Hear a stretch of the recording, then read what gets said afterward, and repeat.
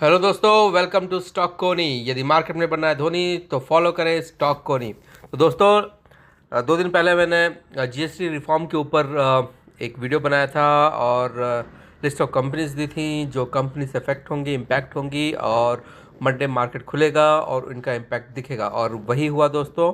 आप चाहे तो मेरा लास्ट वीडियो देख सकते हैं। बहरहाल, आज हमारा जो टॉपिक है बहुत ही इंपॉर्टेंट है दोस्तों। टॉपिक पे जाने से पहले मैं आपको रिक्वेस्ट करूंगा, यदि आपको हमारा वीडियो अच्छा लग रहा हो तो प्लीज़ लाइक एंड सब्सक्राइब कीजिए। इससे हमें मोटिवेशन मिलता है अच्छे इन्वेस्टिंग आइडियाज़ बताने के लिए, वो चीज़ बताने के लिए जो शायद कोई और नहीं बताता है दोस्तों। तो चलते हैं डायरेक्टली स्क्रीनर पे।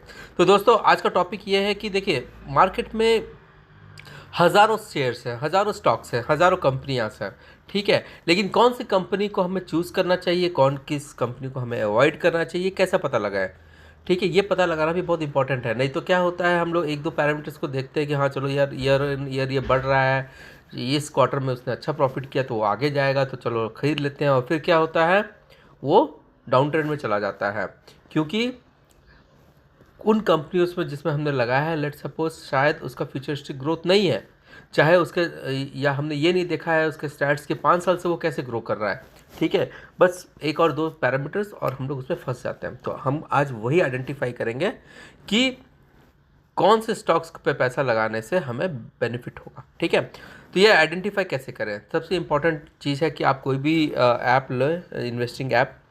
मैंने स्क्रीनर ऐप लिया है, इसमें आइडेंटिफाई करना थोड़ा इजी हो जाता है, ठीक है।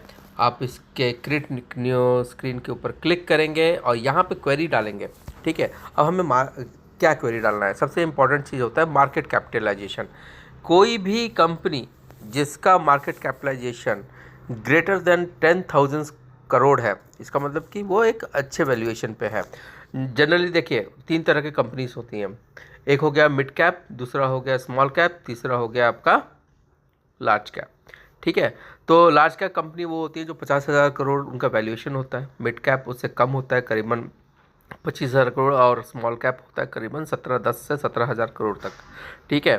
तो जनरली बेट उस पर लगाया जाता है जिसपे जो स्मॉल या मिड कैप होती है, क्योंकि उनका जो ग्रोथ होता है ना वो थोड़ा फास्टर होता है, ठीक है। उनका स्टॉक में जो परसेंटेज वाइज जो वो लोग इंक्रीज करते हैं वो थोड़ा फास्टर होता है कंपेयर टू आपका जो लार्ज कैप कंपनीज होती हैं, ठीक है। तो इसलिए मार्केट कैपिटलाइजेशन इसका 10,000 से अबव है तो उसको लिया जाए, ठीक है। ईयर ऑन ईयर उसका क्वार्टर सेल्स ग्रोथ एटलीस्ट 10% से ऊपर तो होना ही चाहिए, यानी कि रेवेन्यू 10% से अबव वो जनरेट करना चाहिए।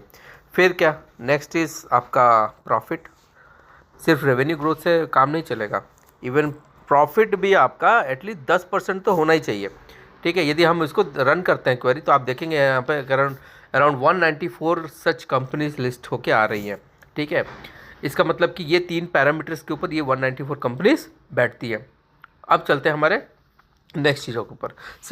इसके अलावा भी बहुत सारे इंपॉर्टेंट पैरामीटर्स हैं, जैसे कि हो सकता है वो ईयर ऑन ईयर प्रॉफिट कर रहा है, लेकिन हो सकता है कि उसने बहुत सारे कर्जे लिए हैं, ठीक है। तो लाइबिलिटीज़ वाली कंपनीज भी उतनी अच्छी नहीं होता है, तो वो कंपनीज जिसका खर्चा कम हो, ठीक है, जिनके लाइबिलिटीज़ कम है, वो भी हमारे पैरामीटर्स में होनी चाहिए, ठीक है। तो समझिए कि इनका 0.5 से कम ही होना चाहिए, 0.5 होना चाहिए, ठीक है। उसके बाद क्या होना चाहिए, कैश फ्लो, ठीक है। आपका कैश फ्लो जो होता है, फ्री कैश फ्लो, ये हमेशा पॉजिटिव होना चाहिए दोस्तों, ठीक है। तो बेसिकली हमेशा 1 होना चाहिए, ग्रेटर देन 1 होना चाहिए। अब ये कैश फ्लो होता क्या है, लेट्स सपोज समझिए कि आपकी सैलरी है 55,000 रुपीज़, ठीक है। जनवरी मंथ में आपका 55,000 का सैलरी आया और आपने खर्चा कर दिया कुछ 30,000, ठीक है, या 40,000 जो भी है, तो 15,000 आपने बचा लिया।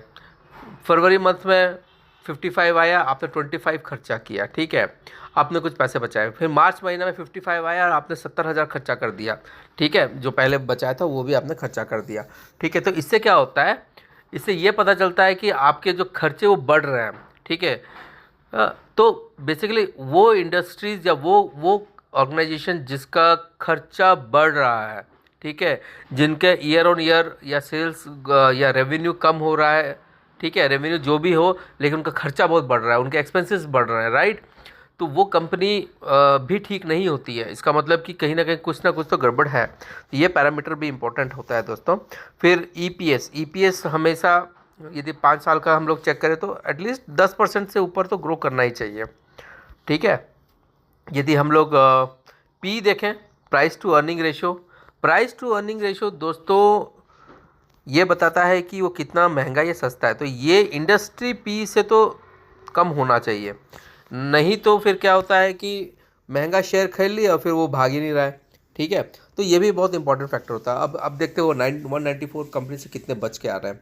तो अब देखिए 25 ऐसी कंपनियां हैं, ठीक है, जो हमारे इन पैरामीटर्स में सेट बैठ रही हैं, जैसे कि वारी हो गया, इंडियन एनर्जीज हो गया, ठीक है, उसके बाद गार्डन रिसर्च शिप हो गया, इंडिया मार्ट हो गया, HUL हो गया, सुजलॉन हो गया, पार हो गया, ठीक है। ये वो सारी कंपनीज हैं जो ईयर ऑन ईयर ग्रोथ कर रही हैं, प्रॉफिटेबल हैं, उसके बाद उनका पी कम है, ठीक है, उनका कैश फ्लो अच्छा है, EPS दरअसल 10% इंक्रीज़ कर रहा है। तो ये कंपनीज हमारे रडार में होनी चाहिए, ठीक है। लेकिन अब उसमें भी कुछ चीज़ें हैं। देखिए न्यूज़ अपडेट बहुत इंपॉर्टेंट होता है दोस्तों। जैसे कि अभी लाल किले से हमारे प्रधानमंत्री साहब ने बोला कि भैया GST सब पे कम लगेगा, ठीक है। बहुत सारे 99% कंपनीज 18% स्लैब से 5% पे आ जाएंगे। तो वो सब भी हम लोगों को देखना बहुत इंपॉर्टेंट है। अब जैसे IAX, दो ये प्रॉफिटेबल अभी तक थी, लेकिन 1 महीना पहले इसका एक ख़राब न्यूज़ आया है, ठीक है। इसका ये जिस में मोनोपोली थी वो उसकी मोनोपोली को धक्का लगा है, जिसके कारण क्या हो रहा है कि ये 200 से 140 पे पहुंच गया है, ठीक है, और ये शायद और गिरेगा, ठीक है। तो हमको न्यूज़ से भी अप टू डेट रहना पड़ेगा दोस्तों। इससे पता चलेगा कि हम जिसमें भी निवेश कर रहे हैं क्या उनका फ्यूचरिस्टिक ग्रोथ क्या है, क्योंकि बहुत सिंपल है, जिसका फ्यूचरिस्टिक ग्रोथ अच्छा है, जो अच्छा जाएगा वही अच्छा करेगा भी, ठीक है। तो आज के लिए इतना ही दोस्तों। यदि आपको वीडियो पसंद आए तो काइंडली लाइक एंड सब्सक्राइब कीजिए, इससे हमें मोटिवेशन मिलता है अच्छे स्टॉक्स फाइंड आउट करने में, आपको बताने में कि कहाँ पे क्या करने से लाभ होता है। और ये पूरा एजुकेशन पर्पज़ के लिए था दोस्तों। बस आँख बंद करके हमें इनके ऊपर इन्वेस्ट नहीं करना है, इससे पहले बहुत सारे पैरामीटर्स पर देखना भी है, ठीक है। जैसे IAX का एग्जांपल लिया ना, वैसे हम लोग को सोचना पड़ेगा पहले इसको ये करने से। लेकिन हाँ, this is one of the way to find out the best stock, ठीक है। थैंक यू दोस्तों।